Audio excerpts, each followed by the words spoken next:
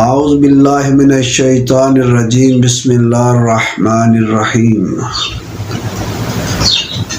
الحمد للہ والصلاة والسلام علی اہلہا ولعنۃ اللہ علی اہلہا اما بعد بسم اللہ الرحمن الرحیم قل اللہم مالک الملک تؤتی الملک ممن تشاء وتعز من تشاء وتذل من تشاء بیدک الخیر انک علی کل شیء قدیر۔ اللہ لم یزل خالق محمد وآل محمد اپنی لارائب کتاب میں ارشاد فرماتا ہے، میرا حبیب کہہ دے قل اللہم مالک، اے اللہ تو مالک الملک ہے، توتی الملک من تشاء، اور جس کو تو چاہتا ہے اس کو ملک عطا کرتا ہے، وتعز من تشاء وتذل من تشاء، عزت بھی تیرے ہاتھ میں ہے، جسے تو چاہتا ہے عزت دیتا ہے اور جسے چاہتا ہے تو ذلیل کرتا ہے۔ بیدک الخیر، ہر خیر تیرے ہاتھ میں ہے۔ تو اسی ضمن میں گفتگو کرتے ہیں کہ اللہ کس سے عزت دیتا ہے، کس سے رسوائی دیتا ہے۔ دنیا کبھی کبھی ایسے اشخاص کو عزت سمجھ لیتے ہیں جو حاکم ہوتے ہیں، بادشاہ ہوتے ہیں، لیکن وہ اللہ کی نگاہ میں قیامت کے دن وہ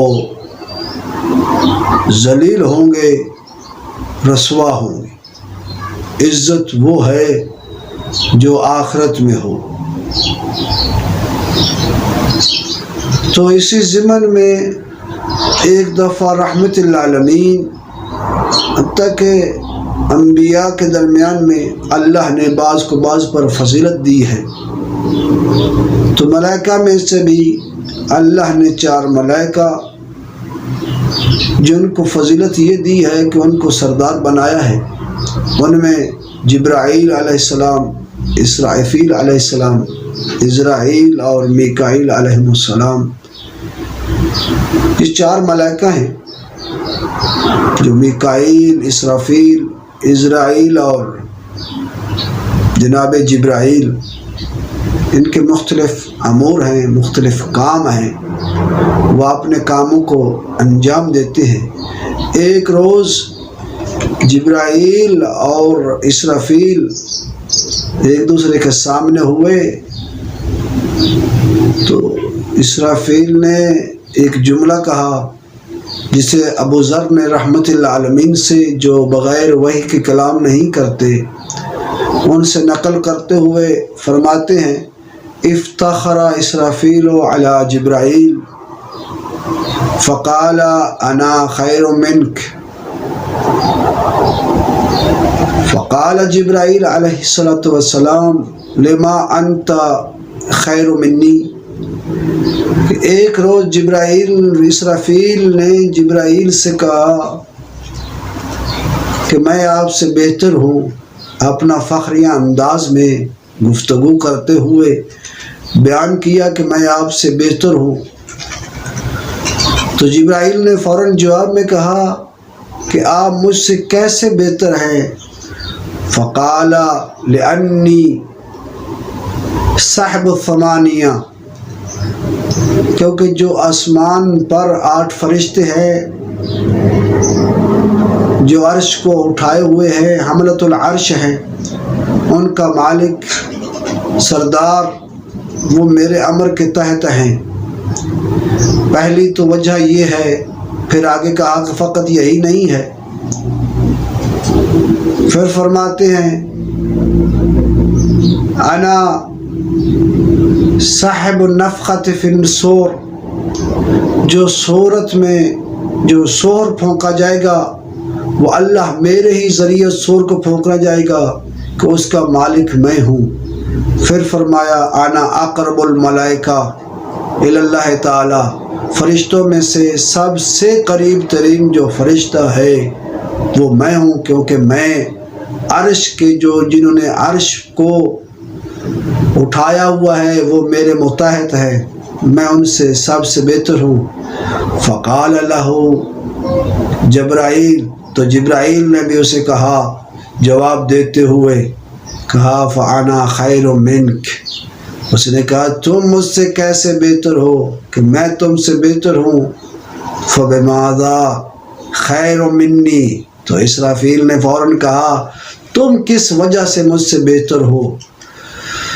تو قال جبرائیل علیہ السلام انا امین اللہ علی وحیہ، میں اللہ کی وحی کا امین ہوں، میں اس کی وحی پہنچاتا ہوں اس کے رسولوں تک۔ وَرَسُولُهُ إِلَى الْأَنْبِيَاءِ وَالْمُرْسَلِينَ، اور میں اس کے انبیاء اور مرسلین کی طرف رسول بن کر جاتا ہوں، تو میں آپ سے افضل ہوں۔ پھر فرماتے ہیں انا خسوف صاحب الخسوف والغرق، میں برباد کرنے میں اور خسوف کو سورج گرہن جو چاند گرہن ہوتا ہے وہ میرے ہی ذریعے ہوتا ہے، میں اس پر معمور ہوں، تو میں آپ سے افضل ہوں۔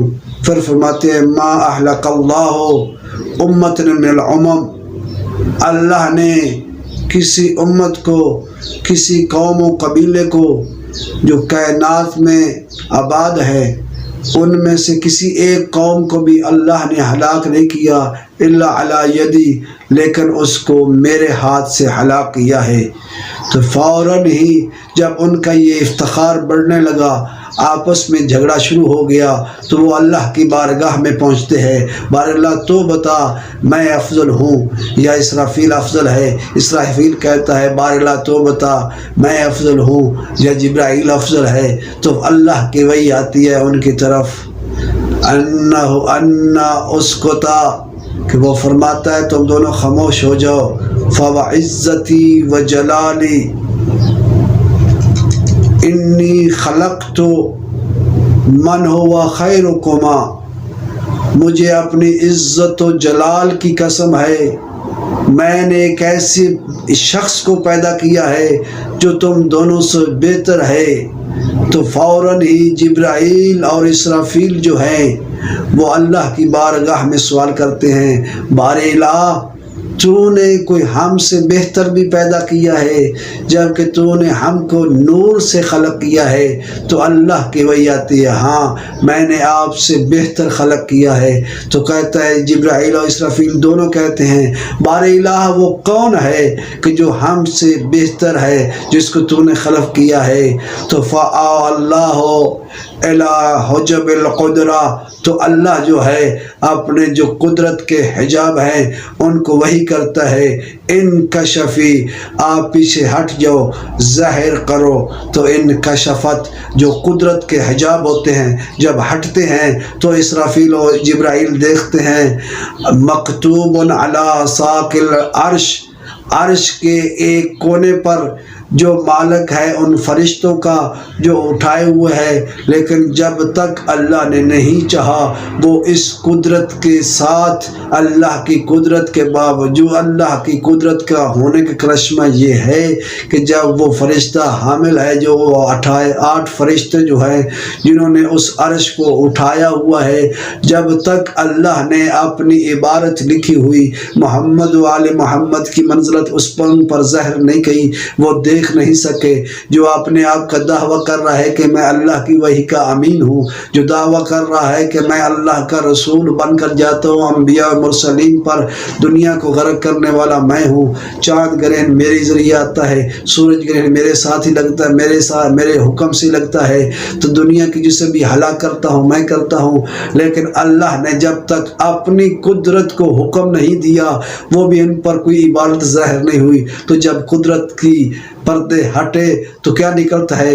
نیچے لکھا ہے لا الہ الا اللہ محمد الرسول اللہ علی و فاطمۃ والحسن والحسین خیر خلق اللہ ہے، تو وہاں پر لکھا ہے جو عرش کے ایک کونے پر، عرش کے ایک ستون پر اگر ساق کا معنی کریں تو عرش کی ایک پنڈلی پر یہ لکھا ہے لا الہ الا اللہ، کہ اللہ کے علاوہ کوئی معبود نہیں ہے، محمد اللہ کے رسول ہیں، علی و حسن اور حسین اور فاطمہ زہرا اس کی بہترین مخلوق ہے۔